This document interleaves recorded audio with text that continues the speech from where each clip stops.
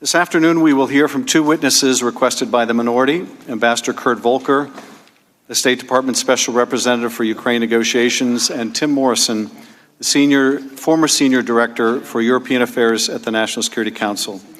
I appreciate the minority's request for these two important witnesses, as well as Undersecretary of State David Hale, from whom we will hear tomorrow.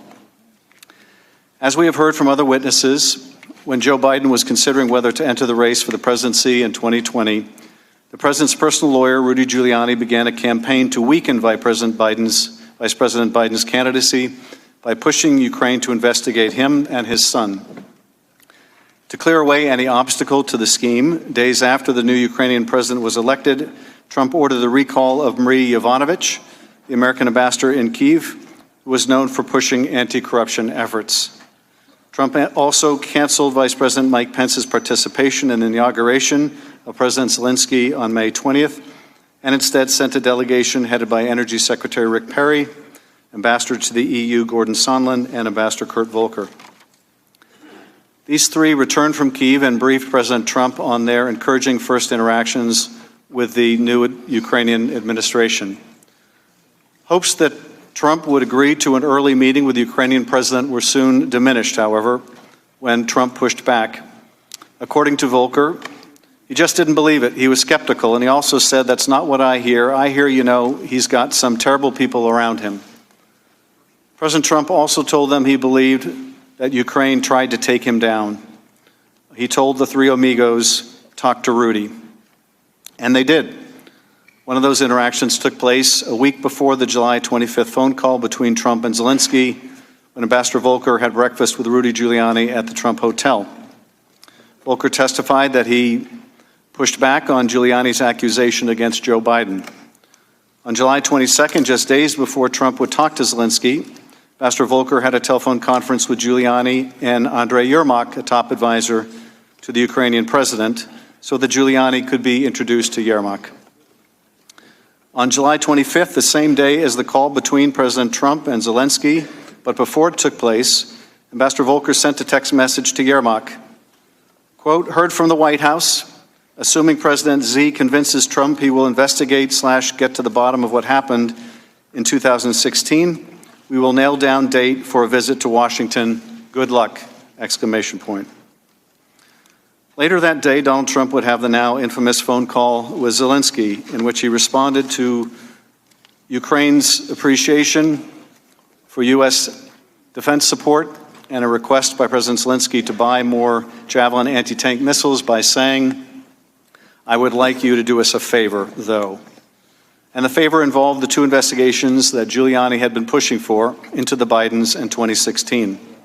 Ambassador Volker was not on the call, but when asked about what it reflected, he testified, "No president of the United States should ask a foreign leader to help interfere in a U.S. election." Among those listening in on the July 25th call was Tim Morrison, who had taken over as the NSC's Senior Director for European Affairs at the NSC only days before, but had been briefed by his predecessor, Fiona Hill, about the irregular second channel that was operating in parallel to the official one.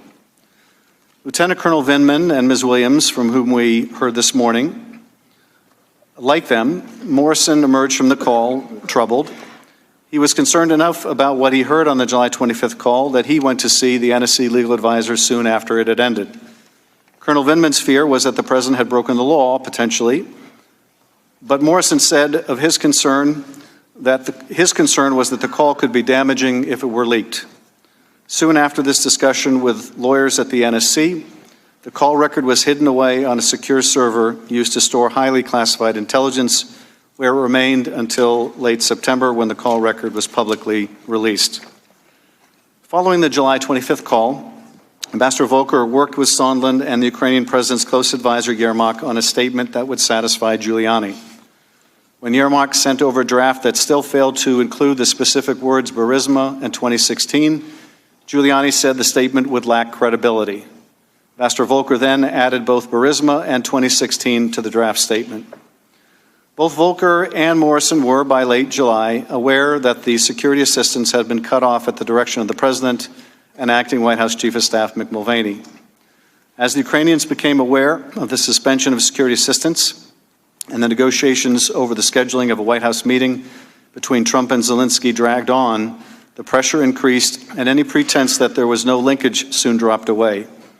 Morrison accompanied Vice President Pence to Warsaw on September 1st, where Pence and Zelensky met, and Zelensky raised the suspended security assistance.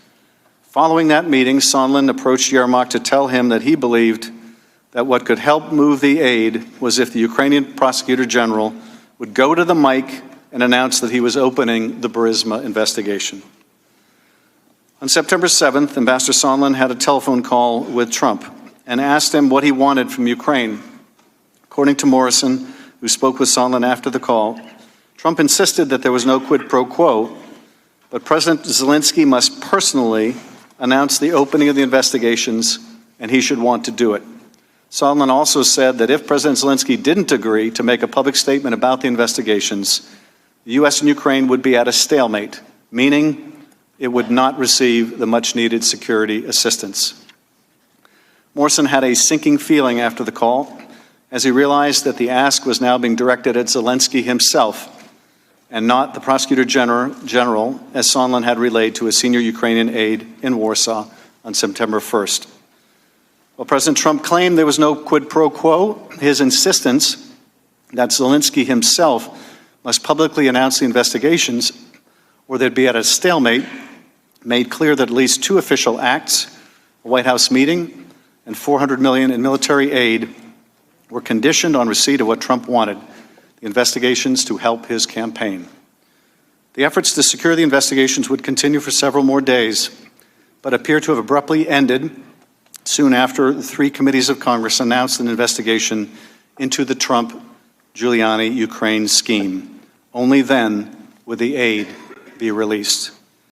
Hey, NBC News viewers, thanks for checking out our YouTube channel. Subscribe by clicking on that button down here and click on any of the videos over here to watch the latest interviews, show highlights, and digital exclusives. Thanks for watching.